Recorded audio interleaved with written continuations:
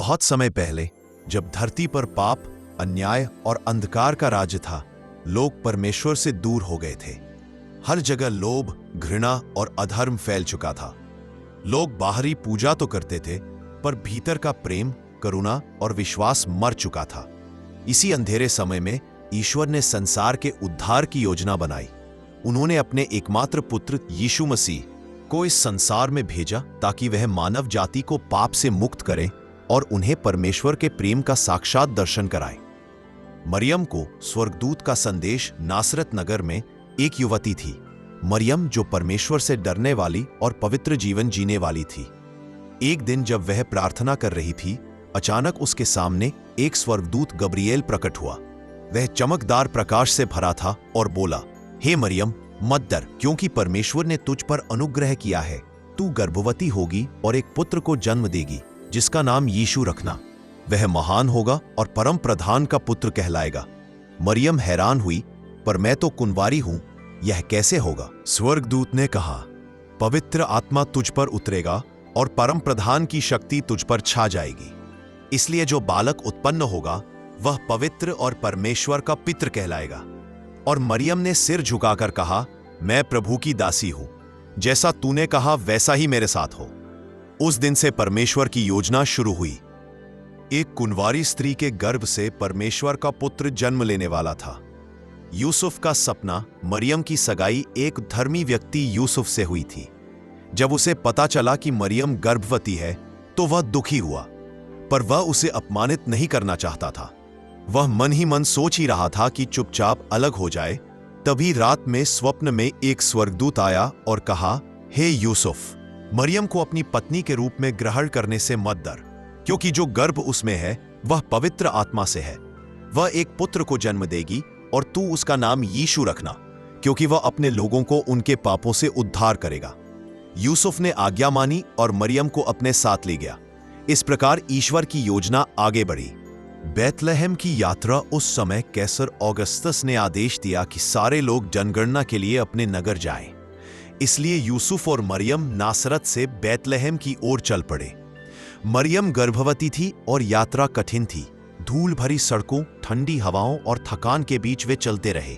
जब वे बैतलहम पहुंचे तो वहां भीड़ थी। हर सराय भरी हुई थी, कोई जगह नहीं थी। आखिरकार उन्हें एक गौशाला मिली जहां पशु बंधे थे। वहीं पर रात के सन्नाटे में, तारों के नीचे, ठंडी हवा के बीच मरियम ने यीशु को जन्म दिया। उसने उन्हें कपड़ों में लपेटकर एक चरनी में रखा, क्योंकि उनके लिए सराय में कोई स्थान नहीं था। चरवाहों को स्वर्गदूत का दर्शन उसी रात। कुछ चरवाहे अपने झुंडों की रखवाली कर रहे थे। अचानक आकाश चमक उठा। एक स्वर्गदूत उनके सामने प्रकट हुआ और बोला, डरो मत, क्योंकि देखो, मैं तुम्हें बड़ी खुशी का समाचार सुनाता हूं। आज दाऊद के नगर में तुम्हारे लिए एक उद्धारकर्ता जन्मा है, जो मसीह प्रभु है। तुम्हें यह चिन्ह मिलेगा, तुम एक बालक को कपड़ों में लिपटा हुआ चरनी में पड़ा पाओगे। तभी अचानक आकाश में स्वर्गदूतों की एक बड़ी भीड़ प्रकट हुई, जो गा रही थी, परमेश्वर की महिमा आकाश में और पृथ्वी पर शांति उन लोगों में जिनसे वह प्रसन्न है। चरवाहे दौड़ पड़े बैतलहम की ओर और उन्होंने देखा, जैसा स्वर्गदूत ने कहा था वैसा ही हुआ। बुद्धिमानों की भेंट कुछ समय बाद पूर्व दिशा से 3 ज्योतिषी आए। उन्होंने आकाश में एक नया तारा देखा और कहा, यह यहूदियों के राजा का तारा है। वे तारे के पीछे पीछे बैतलहम पहुंचे। तारा उस स्थान पर ठहर गया जहां बालक यीशु था। वे झुके और उसकी आराधना की। उसे सोना, लोबान और गंधरस की भेंट दी। सोना क्योंकि वह राजा है, लोबान क्योंकि वह परमेश्वर का पुत्र है, गंधरस क्योंकि वह मानवता के दुखों को सहने वाला उद्धार करता है। यीशु के आने का उद्देश्य, यीशु का जन्म किसी राजमहल में नहीं हुआ, न ही सोने चांदी की गद्दियों पर, बल्कि एक साधारण चरनी में हुआ, ताकि हर गरीब, हर टूटा हुआ, हर अस्वीकृत व्यक्ति जान सके कि परमेश्वर उसके साथ है। उन्होंने धनवानों या शक्तिशालियों के लिए नहीं, बल्कि हर उस आत्मा के लिए जन्म लिया जो पाप और दुख से थक चुकी है। यीशु के आने का एक ही उद्देश्य था, जो खो गया है उसे ढूंढना, जो टूटा है उसे जोड़ना, जो बीमार है उसे चंगा करना और जो अंधकार में है उसे प्रकाश देना। जन्म नहीं, आरंभ। यीशु का जन्म सिर्फ एक ऐतिहासिक घटना नहीं, बल्कि मानव इतिहास का मोड़ था, क्योंकि उसी दिन परमेश्वर ने अपने प्रेम को मनुष्य के रूप में प्रकट किया। क्योंकि परमेश्वर ने जगत से ऐसा प्रेम रखा कि उसने अपना एकलौता पुत्र दे दिया, ताकि जो कोई उस पर विश्वास करे वह नाश न हो परंतु अनंत जीवन पाए। यूहन्ना 3:16। अब यीशु का बचपन, दिव्यता और सादगी का संगम। यीशु का बचपन किसी राजा के महल में नहीं, बल्कि एक साधारण परिवार में बीता। मरियम और यूसुफ एक विनम्र परमेश्वर भक्त दंपति थे। वे नासरत नामक छोटे नगर में रहते थे, जहां लोग लकड़ी के काम, खेती और छोटे व्यापार से जीवन यापन करते थे। यूसुफ बढ़ाई का काम करते थे और यीशु अक्सर उन्हें लकड़ी तराशते देखते थे। धीरे धीरे उन्होंने काम सीखना शुरू किया, परंतु उनके भीतर कुछ अलग था, एक अलौकिक समझ, एक शांत दिव्यता। जब अन्य बच्चे खेलों में व्यस्त रहते, यीशु मंदिर में बैठकर धर्मशास्त्र के शब्दों को सुनते और समझते। उनकी आंखों में एक गहरी करुणा थी। हर गरीब, हर दुखी को देखकर उनका हृदय पिघल जाता। 12 वर्ष की आयु में मंदिर में एक बार मरियम और यूसुफ अन्य यहूदियों के साथ पास्का पर्व के लिए यरूशलेम गए। जब वे लौटने लगे तो ध्यान दिया कि यीशु उनके साथ नहीं है। 3 दिन की खोज के बाद उन्होंने उन्हें मंदिर में पाया, जहां वे धर्म शिक्षकों के बीच बैठे थे, उनसे प्रश्न पूछ रहे थे और उत्तर दे रहे थे। सब लोग उनकी बुद्धि देखकर चकित थे। मरियम ने कहा, बेटे, तूने हमें क्यों चिंता में डाला? यीशु ने मुस्कुराकर कहा, क्या तुम नहीं जानते कि मुझे अपने पिता के कार्यों में होना चाहिए? यह वाक्य छोटा था पर अर्थ गहरा। वह बता रहे थे कि उनका जीवन एक दैवीय मिशन के लिए है। यीशु का बपतिस्मा समय बीता।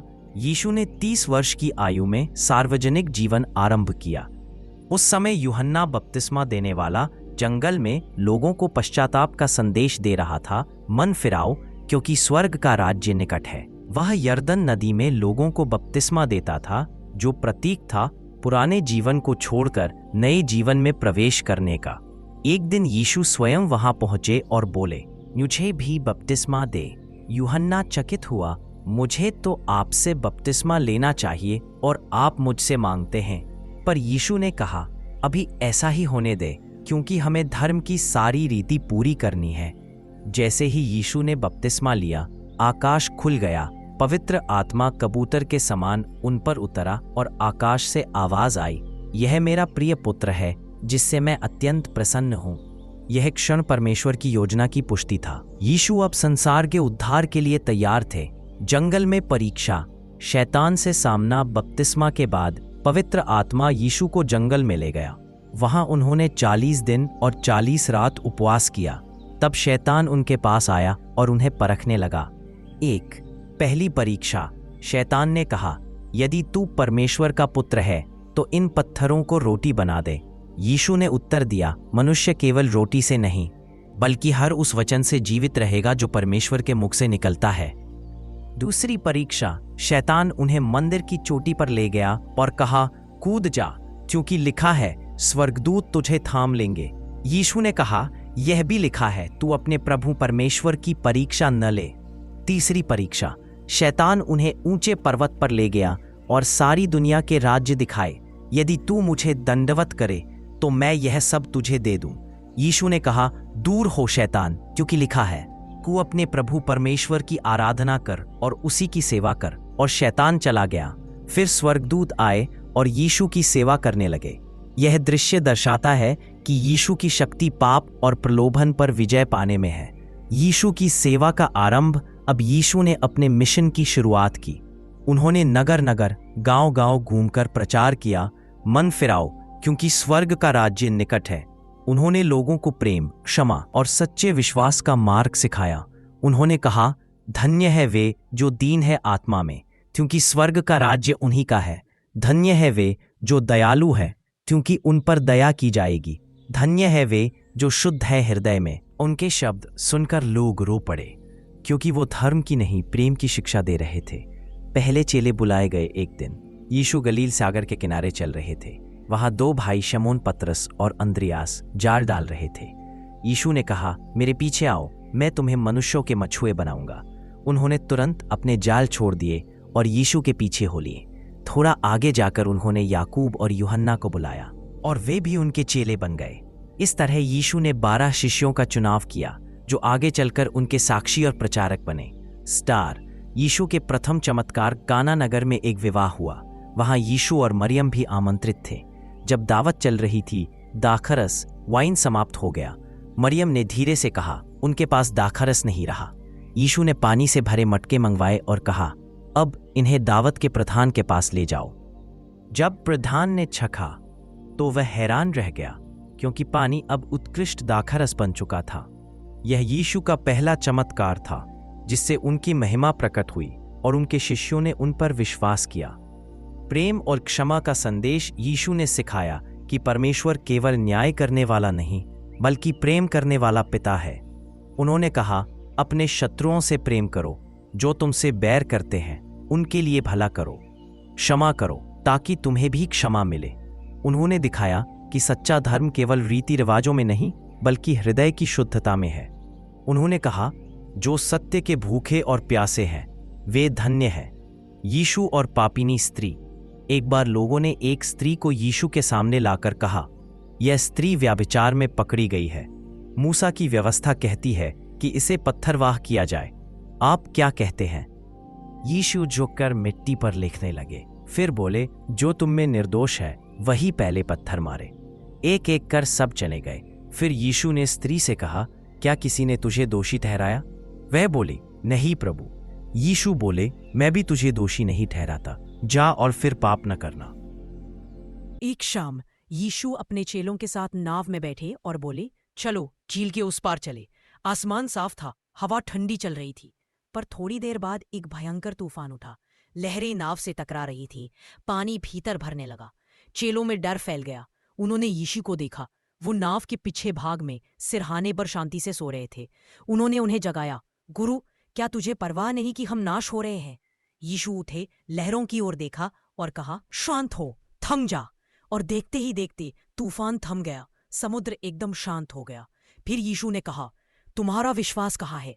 चेलों ने आश्चर्य से कहा, ये कौन है कि हवा और पानी भी उसकी आज्ञा मानते हैं?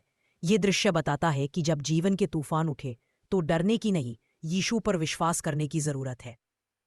अंधों को दृष्टि, लंगड़ों को चलना यीशु ने केवल शब्दों से नहीं बल्कि अपने कर्मों से परमेश्वर की शक्ति प्रकट की। उन्होंने अंधों को दृष्टि दी, बहरे को सुनाया और लंगड़ों को चलाया। एक दिन उन्होंने जन्म से अंधे व्यक्ति को देखा। लोगों ने पूछा, यह अंधा क्यों जन्मा?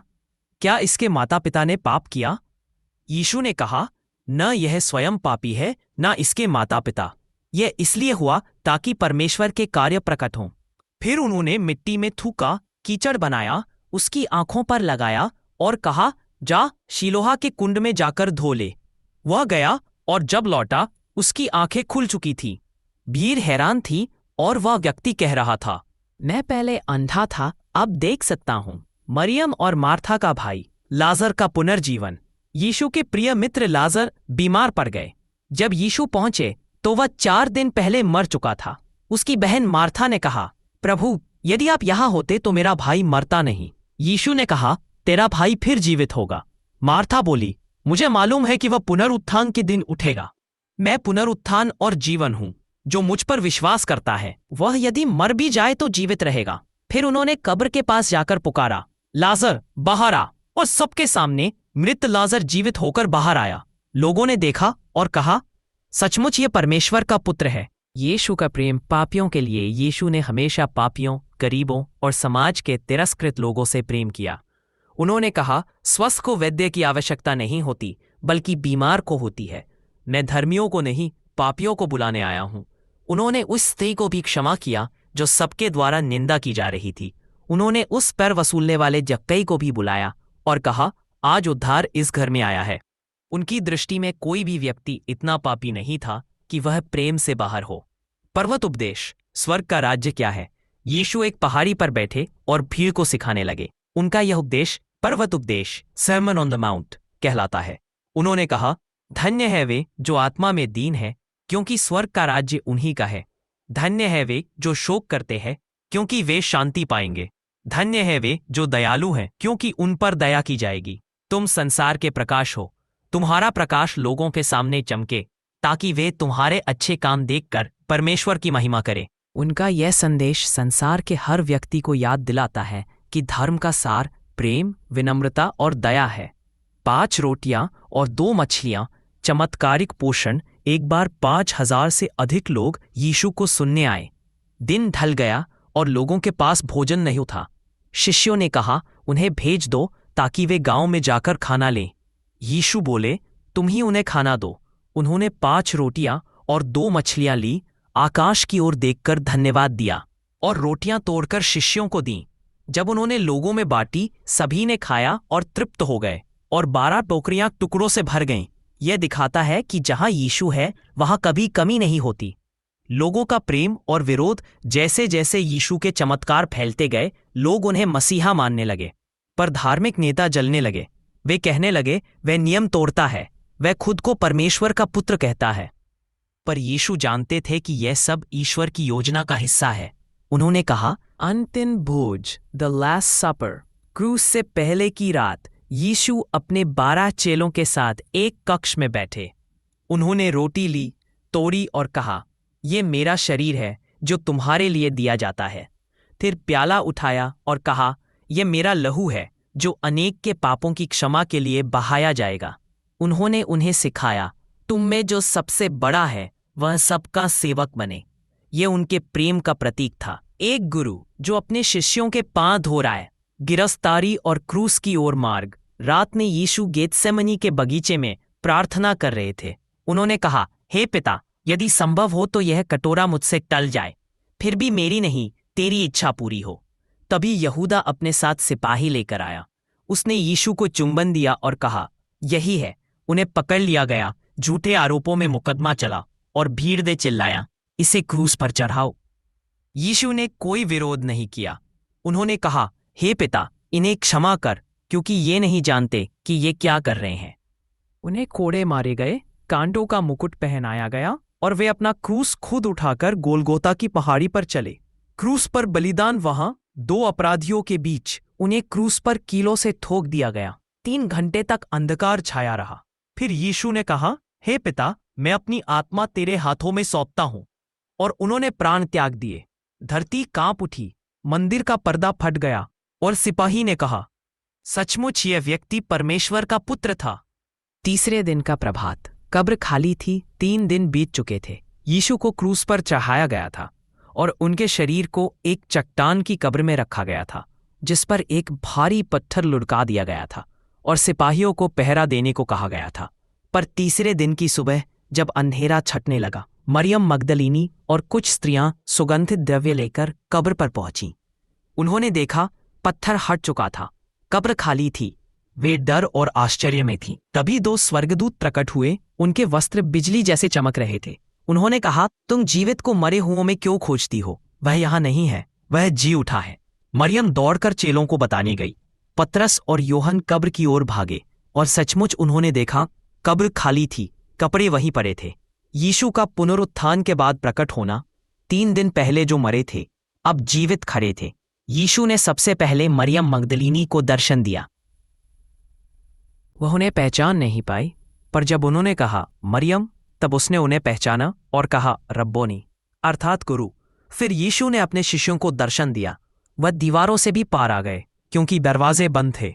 उन्होंने कहा, शांति तुम्हारे साथ हो। शिष्य भय से कांप रहे थे। यीशु ने उन्हें हाथ और पैरों के निशान दिखाए। छूकर देखो, मैं ही हूं। उन्होंने उनसे मछली खाई, ताकि वे जाने कि वह केवल आत्मा नहीं बल्कि सच्चे रूप में जीवित है। थोमा का अविश्वास और विश्वास का उदय। शिष्यों में से एक, थोमा, उस दिन वहां नहीं था। जब बाकी ने कहा, हमने प्रभु को देखा है, तो उसने कहा, जब तक मैं उसके हाथों में कीलों के निशान न देख लूं और अपनी उंगली वहां न रख दूं, मैं विश्वास नहीं करूंगा। 8 दिन बाद यीशु फिर प्रकट हुए। उन्होंने कहा, थोमा, अपनी उंगली यहां रख और देख। अविश्वासी न बन, बल्कि विश्वास कर। थोमा कांपते हुए बोला, हे मेरे प्रभु, मेरे परमेश्वर। यीशु ने कहा, जो मुझे देखकर विश्वास करता है वह धन्य है, पर जो बिना देखे विश्वास करता है वह और भी धन्य है। स्वर्गारोहण, वचन का पूरा होना। 40 दिन तक यीशु अपने शिष्यों के साथ रहे, उन्हें परमेश्वर के राज्य के बारे में सिखाते रहे। फिर उन्होंने उन्हें जैतून पर्वत पर बुलाया। उन्होंने कहा, तुम यरूशलेम में ठहरो जब तक ऊपर से पवित्र आत्मा तुम पर न उतरे, तब तुम मेरी साक्षी बनोगे, यरूशलेम, यहूदिया, समरिया और पृथ्वी के छोर तक। इतना कहने के बाद वे उनके देखते देखते आकाश में ऊपर उठ गए और बादल ने उन्हें ढंक लिया। शिष्य आश्चर्य से आकाश की ओर देखते रहे। तभी 2 स्वर्गदूत प्रकट हुए और बोले, गलील के लोगों, तुम क्यों देखते खड़े हो? यही यीशु जो स्वर्ग में गया है वैसे ही फिर लौटेगा जैसे तुमने उसे जाते देखा। पवित्र आत्मा का आगमन, पेंतेकोस्ट का दिन। 10 दिन बाद जब शिष्य एक साथ प्रार्थना कर रहे थे, अचानक स्वर्ग से तेज हवा की आवाज आई और अग्नि की जिह्वाएं हर एक पर ठहर गईं। वे सब पवित्र आत्मा से भर गए और अलग अलग भाषाओं में बोलने लगे। लोग हैरान थे, ये सब गलीली हैं, फिर हमारी भाषा में कैसे बोल रहे हैं? पतरस खड़ा हुआ और बोला, ये वही है जो भविष्यद्वक्ता योएल ने कहा था, परमेश्वर अपनी आत्मा सब मांस पर उंडेलेगा। उस दिन 3000 से अधिक लोगों ने यीशु पर विश्वास किया और बपतिस्मा लिया। यही से आरंभ हुआ मसीही कलीसिया, चर्च का जन्म। यीशु पर विश्वास करने का अर्थ, यीशु ने कहा, जो मुझ पर विश्वास करता है उसके भीतर से जीवन के जल की नदियां बहेंगी। यीशु पर विश्वास करना मतलब केवल शब्दों में नहीं, बल्कि दिल से स्वीकार करना कि वह परमेश्वर का पुत्र है जिसने मेरे लिए बलिदान दिया। विश्वास से व्यक्ति के जीवन में ये परिवर्तन आते हैं। पापों की क्षमा, यदि हम अपने पापों को मान ले तो वह विश्वास योग्य है कि हमें क्षमा करे। शांति और आनंद, जब यीशु हृदय में आते हैं तो डर, चिंता और अपराध बोध मिट जाते हैं। नई सृष्टि, जो मसीह में है वह नई सृष्टि है।